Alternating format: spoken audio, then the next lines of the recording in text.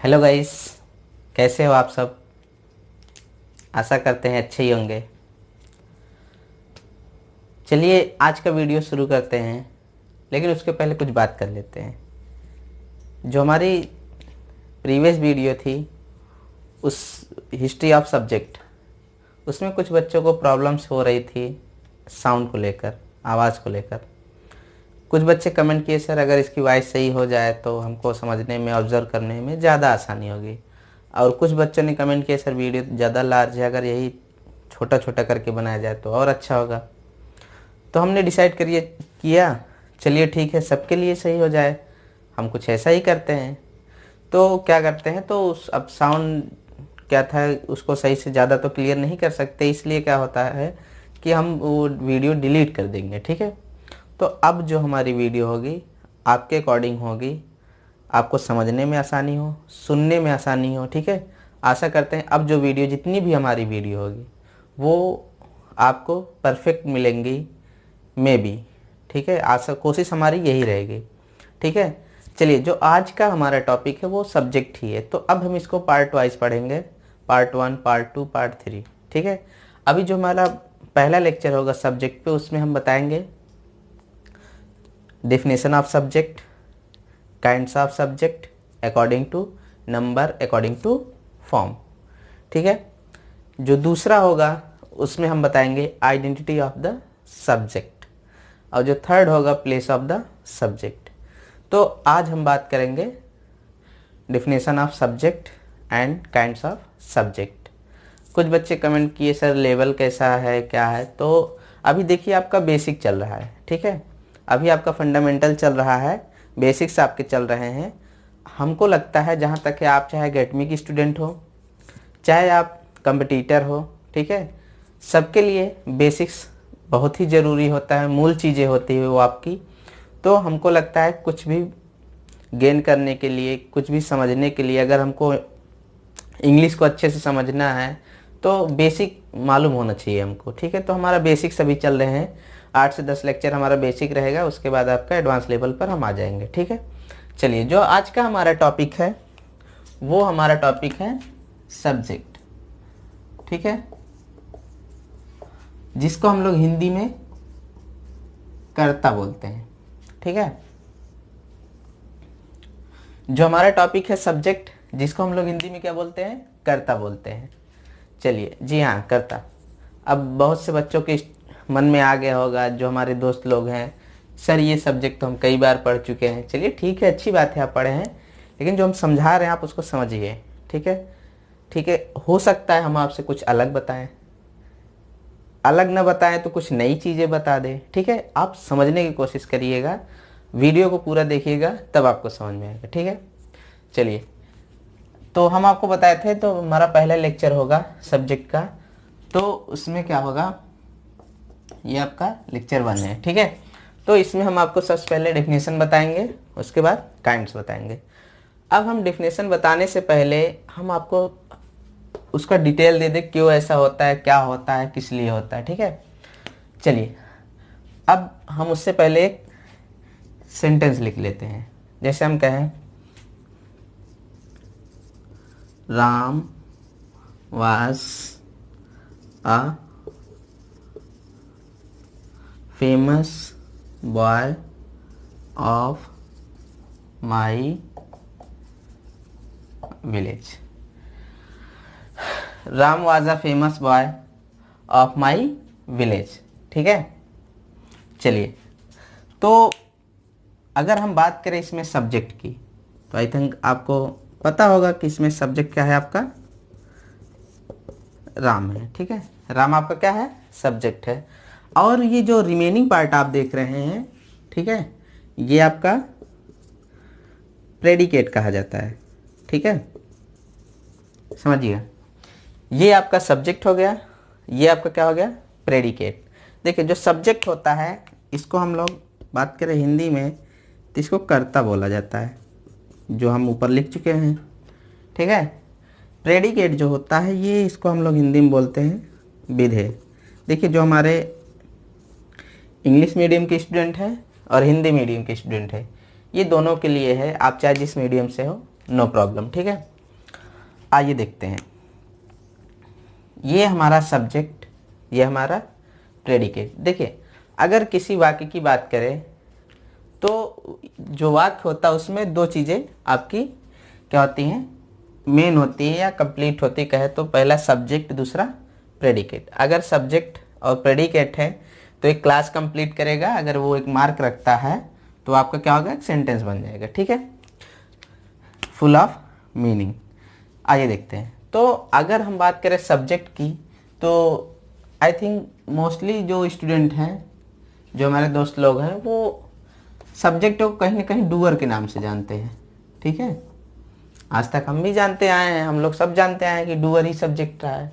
लेकिन अगर इसके बारे में हम थोड़ा मंथन करें, रिसर्च करें, तो हमको कहीं ना कहीं मिलता है कि हर वाक्य में जो सब्जेक्ट होता है वो डूअर ही नहीं होता है, कहीं ना कहीं कुछ और होता है। चलिए पहले हम इसको इसी के बेस पे देख लेते हैं। ठीक है, कह रहा है राम वास a famous boy of my village. तो आप बताइएगा कि राम यहाँ पे क्या कर रहा है, कुछ करने का कार्य कर रहा है। डूअर बोले तो कि करने वाला। ठीक है, डूअर बोले तो करने वाला। ठीक है, अब यहाँ पर राम जो है कर क्या रहा है। ठीक है, हमको तो नहीं लगता यहाँ कुछ कर रहा है, क्योंकि यहाँ पर हम राम को कुछ करते हुए नहीं देख रहे हैं, बल्कि राम अपनी जगह है, बल्कि हम उसके बारे में बता रहे हैं या हम उसके बारे में बात कर रहे हैं कि वो हमारे गांव का एक प्रसिद्ध लड़का था। ठीक है, तो कहीं ना कहीं ये जो सब्जेक्ट राम है, ये हम बता रहे हैं, इसके बारे में बात कर रहे हैं। ठीक है, इसके बारे में हम क्या कर रहे हैं, बात कर रहे हैं। तो चलिए एक दो वाक्य, एक आध वाक्य और देख लेते हैं। जैसे हम कहें Radha was reading a novel. देखिए सिंपल सा सेंटेंस है, आप अभी केवल समझिएगा। ठीक है, ये मत समझिएगा सर छोटा सेंटेंस लिख रहे हैं, डोंट वरी। तो अब ये बताइए, कह रहा Radha was reading a novel. Radha एक उपन्यास पढ़ रही थी। हाँ, इसमें जो है राधा जो है एक डूअर है, क्योंकि वो किस कौन सा कार्य कर रही है, पढ़ने का। तो हम यहाँ पर राधा को डूअर कह सकते हैं। ठीक है, तो इसके बेस पे तो हमारा क्लियर हो गया कि जो डूअर होता है वही सब्जेक्ट होता है। बट यहाँ राम कौन सा डूअर है। ठीक है, तो अगर कहीं ना कहीं हम इसका मंथन करें, इसके बारे में रिसर्च करें, तो हमको पता चलता है कि अगर हम इसको कहें कि जो सब्जेक्ट होता है वो मेनली ये होता है। देखिए पहले तो एक वाक्य होता है, एक वाक्य में दो चीज़ें होती है, एक सब्जेक्ट दूसरा प्रेडिकेट। तो अगर हम इसको दोनों को एक करें तो एक क्या बन जाता है, सेंटेंस बन जाता है। सेंटेंस में क्या होता है, कहीं ना कहीं हमारा एक स्टेटमेंट होता है। देखिए आप क्लियर से समझिएगा, जो हमारा सेंटेंस होता है, ठीक है, जो हमारा सेंटेंस होता है कहीं ना कहीं वो सेंटेंस में एक स्टेटमेंट होता है। ठीक है, जो स्टेटमेंट होता है उसका एक टॉपिक होता है। ठीक है, जिसके बारे में हम बात करते हैं। जो स्टेटमेंट होता है उसमें क्या होता है, हमारा एक टॉपिक होता है और उसके बारे में हम सब बात करते हैं। तो कहीं ना कहीं हम इस वाक्य को उसी के बेस पे समझ सकते हैं। इसमें भी एक स्टेटमेंट कहा गया है। तो स्टेटमेंट क्या होता है, किसी टॉपिक पे होता है। वही टॉपिक हमारा क्या होता है, स्टेटमेंट हमारा क्या होता है, एक टॉपिक होता है, और वही टॉपिक हमारा क्या हो जाता है, सब्जेक्ट होता है। तो आप समझिएगा कि सब्जेक्ट क्या होता है, कि हमारा टॉपिक है तो हम कह सकते हैं सब्जेक्ट वो होता है जिसके बारे में हम बात करते हैं। प्रेडिकेट वो होता है जो सब्जेक्ट के बारे में हम बात करते हैं। It means what we said about subject. तो हम कह सकते हैं in any sentence which we talk about the subject that is called predicate. In any और अगर हम बात करें सब्जेक्ट की तो हम कह सकते हैं in any sentence about which we talk that is called subject. In any sentence about which we talk that is called subject. और बात करें predicate की तो कह सकते हैं in any sentence what we talk about subject that is called predicate. In any sentence what we talk about the subject that is called predicate. एक sentence में दो चीज़ें आपकी, पहला सब्जेक्ट, दूसरा प्रेडिकेट। सब्जेक्ट वो होता है जिसके बारे में हम बात करते हैं, प्रेडिकेट वो होता है जो बातें हम सब्जेक्ट के बारे में कहते हैं। It means what we talk about the subject. Hope आपको क्लियर हो गया होगा, कि फिर से समझ लीजिए। अगर आप हिंदी मीडियम के स्टूडेंट हैं तो आप, हम कहीं ना कहीं 100% कह सकते हैं आप एक बार में समझ जाएंगे। एक वाक्य में दो चीज़ें, सब्जेक्ट और प्रेडिकेट, कर्ता और विधेय। सब्जेक्ट वो होता है जिसके बारे में हम बात करते हैं, और प्रेडिकेट वो होता है जो बातें हम सब्जेक्ट के बारे में कहते हैं। Means in any sentence about which we talk that is called subject. और प्रेडिकेट की बात क्या है, which we talk about the subject, it means in any sentence what we talk about the subject that is called predicate. Is that clear? चलिए, तो अब हम इसको क्या कहते हैं, मिटाते हैं, उसके बाद हम आपको डेफिनेशन इसकी बताएं।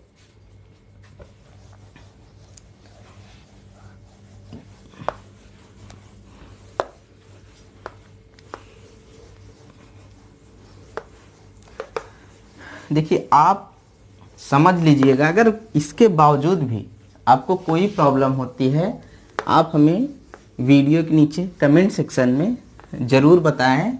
आपकी हर समस्याओं को यहाँ समाधान किया जाएगा, उसको हल किया जाएगा। अब अगर हम बात करें सब्जेक्ट की, तो आप देखिए, आप जब हमारा वीडियो देखा करिए तो कोशिश किया करिए पेन और कॉपी लेके बैठा करिए, क्योंकि कुछ इंपॉर्टेंट चीज़ें हम ऐसी बताते हैं जो सबसे अलग होती हैं या कहीं न कहीं अलग मानी जाती है, तो आप उसको अच्छे से समझ सकते हैं, क्योंकि आगे आप उसको जब देखेंगे तो आपको ज़्यादा समझ में आएगा। ठीक है, चलिए देखते हैं। अब अगर हम बात करें सब्जेक्ट की, ठीक है, क्या कह सकते हैं, तो हम कह सकते हैं इन एनी सेंटेंस, ठीक है, about which we talk, in any sentence about which we talk, that is called subject. Okay, अब अगर हम बात करें प्रेडिकेट, देखिए आप लोग अगर हिंदी में इसकी डेफिनेशन लिखना चाहते हैं तो आप लिख सकते हैं किसी भी वाक्य में in any sentence about which we talk, जिसके बारे में हम बात करते हैं, दैट इज कॉल्ड सब्जेक्ट। अब अगर प्रेडिकेट की बात करें, हम कह सकते हैं, आप कहेंगे in any sentence what we said about the subject that is called predicate. In any sentence what we said about the subject that is called predicate. आप इसको नोट कर सकते हैं, स्क्रीनशॉट ले सकते हैं। ठीक है, सिंपल सी डिफिनेशन है। देखिए डिफिनेशन, देखिए आप क्या करिएगा, कुछ रटिएगा मत, समझ लीजिएगा, जो चीज़ हम कह रहे हैं वही चीज़ हम लिख रहे हैं, आप सीधे सीधे समझ सकते हैं। ठीक है, चलिए आप इसका स्क्रीनशॉट ले लीजिए या राइट डाउन कर लीजिए। ठीक है, अब इसको हम मिटाते हैं। चलिए कुछ एग्जाम्पल के बेस पे और एक बार समझ लेते हैं सब्जेक्ट प्रेडिकेट क्या होता है। देखिए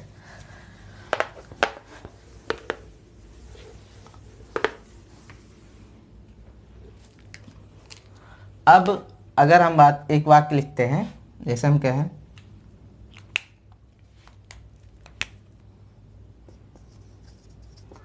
Ravi and Neeraj were walking in the field. Ravi and Neeraj were walking in the field. अब अगर हम बात करें इसमें सब्जेक्ट की, तो सब्जेक्ट आपका क्या है, रवि एंड नीरज। ठीक है, क्योंकि हम बात किसके बारे में कर रहे हैं, रवि और नीरज के बारे में। प्रेडिकेट आपका क्या है, ये, ठीक है। तो आप इसको नोट कर सकते हैं एग्जाम्पल के तौर पर, ठीक है। ये आपका सब्जेक्ट हो गया, ये आपका क्या हो गया, प्रेडिकेट हो गया, ठीक है।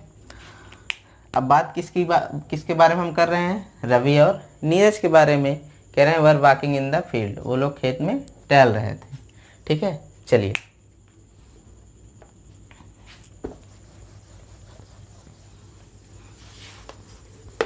अब अगर हम बात करें पार्ट्स ऑफ सब्जेक्ट की, किसकी बात करते हैं, पार्ट्स ऑफ। देखिए आज हम जो बात करें वो सब्जेक्ट की बात करेंगे, प्रेडिकेट की नहीं, ध्यान दीजिएगा। अगर हम कहें पार्ट्स ऑफ सब्जेक्ट, तो सब्जेक्ट के कितने पार्ट होते हैं। देखिए आप 9th अगर यूपी बोर्ड से पढ़े होंगे, सीबीएसई किसी भी बोर्ड से पढ़ेंगे, तो आप 9th में, 11th में, ठीक है, 10th में, यहाँ सब ये सब चीज़ें आप पढ़े होंगे कि जो से सब्जेक्ट पार्ट होते हैं वो आपके 3 होते हैं, ठीक है। जो मेनली होते हैं, 1 सेकेंड, सबसे पहले तो ये 2 होते हैं, ध्यान दीजिएगा। पहला होता है जो हम लोग बोलते हैं मेन वर्ड, या इसको हम कह सकते हैं हेड वर्ड, मेन वर्ड या हेड वर्ड। और जो दूसरा होता है आपका वो क्या होता है, क्वालिफायर होता है, ठीक है। वो आपका क्या होता है, क्वालिफायर। तो अब जो क्वालिफायर होता है वो आपका 3 होता है। पहला, ध्यान दीजिएगा, पहला तो आपका होता है डिटरमिनर्स।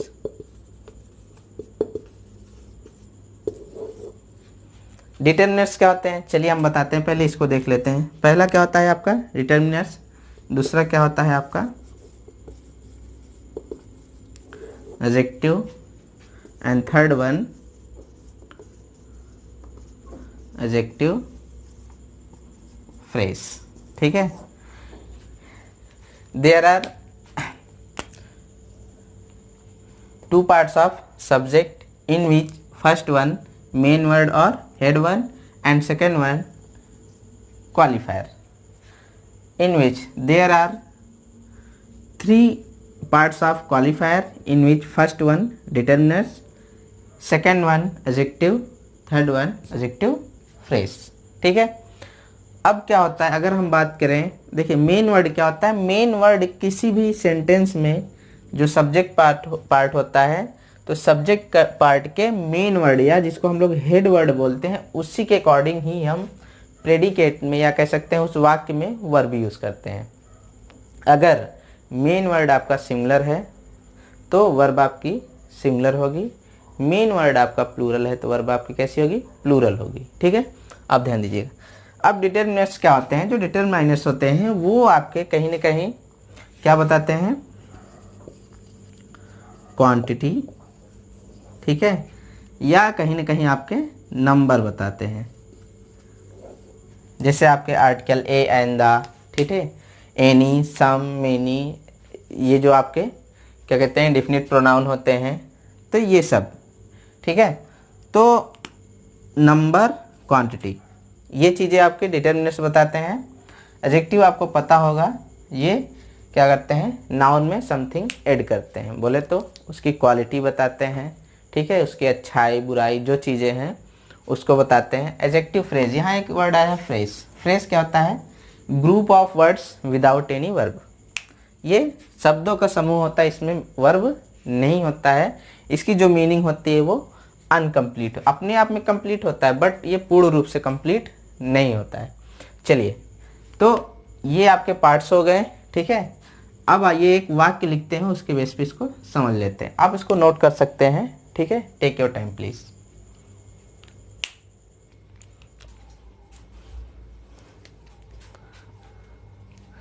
चलिए देखिए, आप जहाँ तक मेरा मानना है ये सब चीज़ें पढ़ चुके होंगे, इसलिए हम इन सब चीज़ों की डिफिनेशन ना लिखवा कर बस एक ऊपरी तौर पे आपको हम केवल बता दे रहे हैं, ठीक है। जैसे हम लिखें, हम एक वाक्य लिखते हैं, उसके बेस पे आपको सम बता देते हैं। हम कहें कि some honest boys of this class have gone to Delhi. Some honest boys of this class have gone to Delhi. अब अगर हम बात करें इसमें सब्जेक्ट की, तो सब्जेक्ट आपका क्या है? Some honest boys of this class. ध्यान दीजिएगा, हम आपको बताए थे कि जिसके बारे में हम बात करते हैं वो आपका सब्जेक्ट होता है। ये आपका हो गया क्या? सब्जेक्ट। देखिए, हर चीज़ें क्लियर होनी चाहिए आपकी। ये आपका क्या हो गया? प्रेडिकेट। कहीं ना कहीं जो प्रेडिकेट होता है उसका जो सबसे मेन पार्ट होता है वो होता है वर्ब। ये दोनों मिला के आपका वर्ब फ्रेज बन गए हैं। ध्यान दीजिएगा। चलिए हम बात करते हैं पहले सब्जेक्ट की, उसके बाद हम अगला वीडियो जो होगा हमारा प्रेडिकेट का होता है। तो आइए देखते हैं। अगर हम बात करें मेन वर्ड की, किसकी बात करें? मेन वर्ड की। तो मेन वर्ड इसमें क्या है? बॉयज़ है, क्योंकि ये सब जो है क्वालिफायर हैं और किसको क्वालिफाई कर रहे हैं? बॉयज़ को, ठीक है। ये सब किसको क्वालिफाई कर रहे हैं? बॉयज़ को। तो आप ध्यान दीजिएगा, तो आपका जो क्वालिफायर्स जो क्या कहते हैं हम पार्ट्स बताए थे, उसमें जो पहला पार्ट से था आपको याद होगा वो क्या था? डिटर्मिनर्स। तो ये देखिए, सम मतलब कुछ, ये आपका क्या बता रहा है? नंबर बता रहा है, ठीक है। ऑनेस्ट, ये आपका क्या है? एडजेक्टिव है, ये इसकी क्वालिटी बता रहा है, ये एडजेक्टिव फ्रेज है, ठीक है। ये जो होता है कहीं ना कहीं ये भी मेन वर्ड की क्वालिटी बताता है, बट समटाइम्स ये उनके प्लेस या उनसे जुड़ी हुई बातों को बताता है, उनको क्वालिफाई करता है, ठीक है। तो ये हमारे तीनों पार्ट्स हो गए। अगर हम इसको अलग अलग करें तो इसको कह सकते हैं डिटरमाइनर्स, इसको क्या कह सकते हैं? ये आपका क्या होगा? एडजेक्टिव।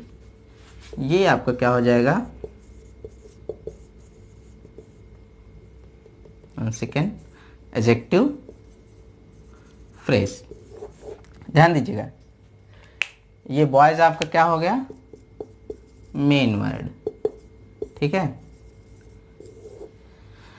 तो याद होगा सब्जेक्ट के आपको सबसे पहले दो पार्ट बताए थे, मेन वर्ड, दूसरा क्वालिफायर। तो ये जो तीनों हैं आपके, ये तीनों मिला के आपके क्या हो गए? क्वालिफायर हो गए। ये तीनों मिला के आपके क्या हो गए? क्वालिफायर हो गए। तो ये आपका क्वालिफायर हो गया। क्वालिफायर के लिए आपके तीनों पार्ट हो गए, ठीक है। डिटरमाइनर्स, एडजेक्टिव, एडजेक्टिव फ्रेज, ठीक है। ये आपका क्लियर हुआ। ये आपका क्या हो गया? प्रेडिकेट। चलिए, यहाँ तक आपको क्लियर हुआ? चलिए इसको नोट करिए, हम आगे बढ़ते हैं। देखिए, आप एक एक चीज क्लियर करते जाइए।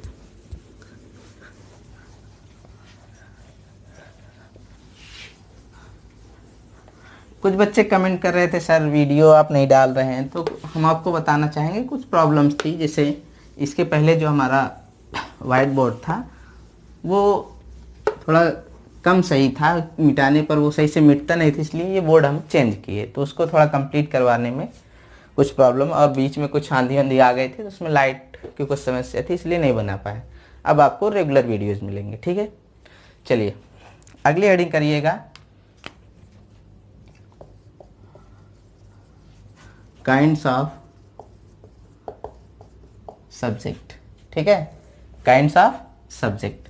देखिए, ये जो सब्जेक्ट के काइंड्स होते हैं, ये हम इसको हम दो बेस पे बोल सकते हैं। एक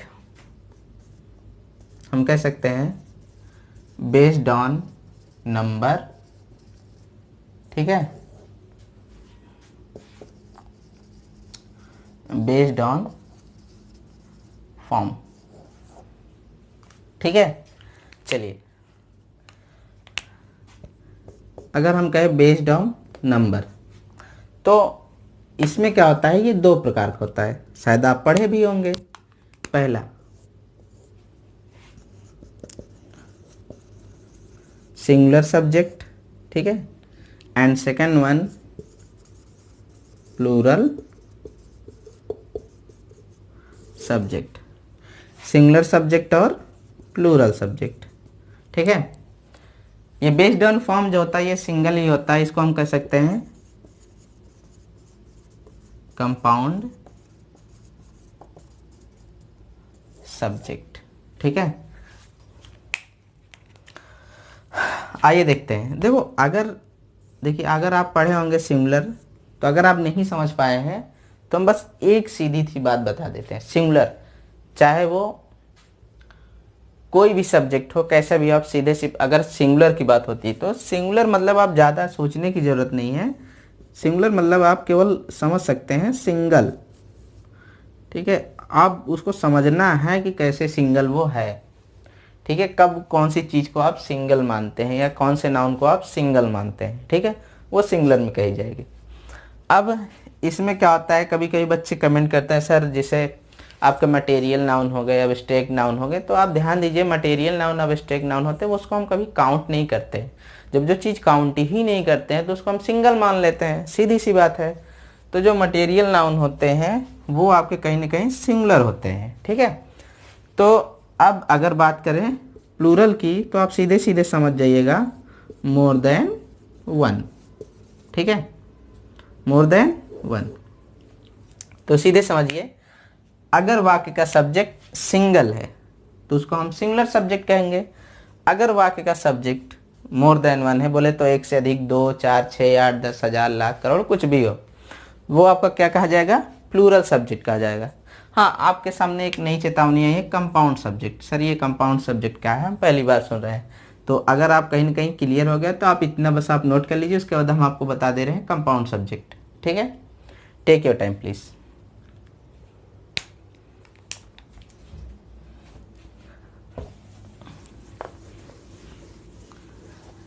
देखिए जो चीज़ें हम बता रहे हैं आप नोट करते जाइए, समझते जाइए, आपको सब क्लियर होता जाएगा, ठीक है।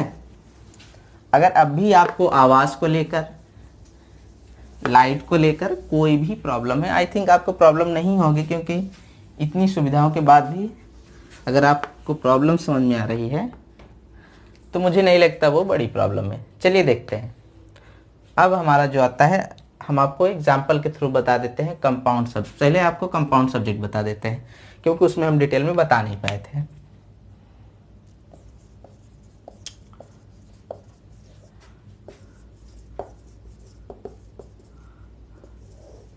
चलिए देखिए, कंपाउंड अगर कहें तो कंपाउंड वो चीज़ें होती हैं जब एक से अधिक हो जाए, 2 हो जाए, 3 हो जाए, 4 हो जाए। तो आप कहीं ना कहीं अब आपके माइंड में ये आ रहा होगा सर एक से अधिक हो गई तो वो प्लूरल हो गई। ऐसी बात नहीं है, प्लूरल अलग होता है और कंपाउंड अलग होता है। चलिए हम देखते हैं। जैसे हम कहें, एग्जाम्पल के थ्रू हम समझते हैं। जैसे हम कहें आइदर राम और his friend has gone to Agra, ठीक है। Either Ram or his friend has gone to Agra. चलिए देखिए, जब आपके दो सब्जेक्ट और आइदर और नाइदर नॉर आदि, देखिए ये सब सब्जेक्ट वर्ब एग्रीमेंट की बातें हैं, लेकिन हम इसमें शार्ट में बात कर रहे हैं। तो जब अगर हम बात करें कंपाउंड प्रेडिकेट की तो ध्यान दीजिएगा, जब आपके वाक्य में सब्जेक्ट तो 2 हो लेकिन वर्ब आपका 1 हो। हम सीधे सीधे कह सकते हैं जब किसी भी वाक्य में एक वर्ब के लिए 2 या 2 से अधिक सब्जेक्ट को हम यूज़ करते हैं, या जब 2 या 2 से अधिक सब्जेक्ट लिखा जाता है, प्रयोग किया जाता है, तो ऐसे सब्जेक्ट को कहीं न कहीं हम कंपाउंड सब्जेक्ट बोलते हैं। कैसा सब्जेक्ट बोलते हैं? कंपाउंड सब्जेक्ट, ठीक है। फिर से समझ लीजिएगा, in any sentence when we use more than one subject for a single verb. For a single verb, that subject is called compound subject. अगर आप नहीं समझ पा रहे हैं तो आप लिख सकते हैं, हम कह सकते हैं, कहेंगे 1 सेकेंड, लिख सकते हैं in any sentence when we use more than one subject for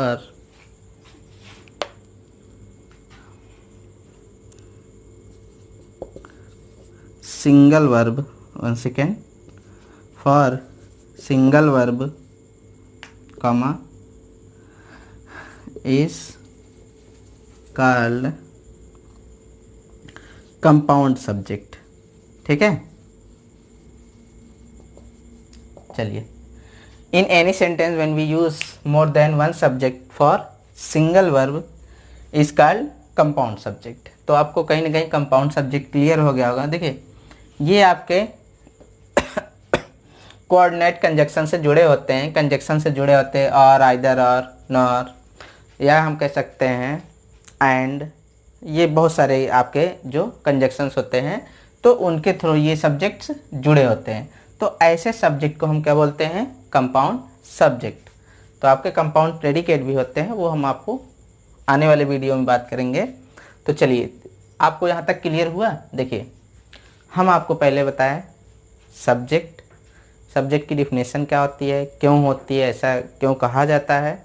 दूसरा, parts of subject, and third one, kinds of subject, in which first one based on number, singular subject and plural subject, and second one based on form, compound subject. तो आपके ये compound subject क्या होते हैं, आपको हम बताएं कि जब किसी भी वाक्य में हम एक वर्ब के लिए एक से अधिक, 2, 3, 4 ऐसे सब्जेक्ट यूज़ करते हैं, इट मीन्स कंजक्शन के साथ उनको जोड़ते हैं, तो ऐसे सब्जेक्ट को हम क्या बोलते हैं? Compound subject. आशा करते हैं आपको ये क्लियर हो गया होगा। यदि आपको वीडियो अच्छा लगा तो वीडियो को लाइक करें, शेयर करें, कमेंट करें, और आगे ऐसे वीडियो चाहते हैं तो वीडियो को सब्सक्राइब ज़रूर करें। धन्यवाद।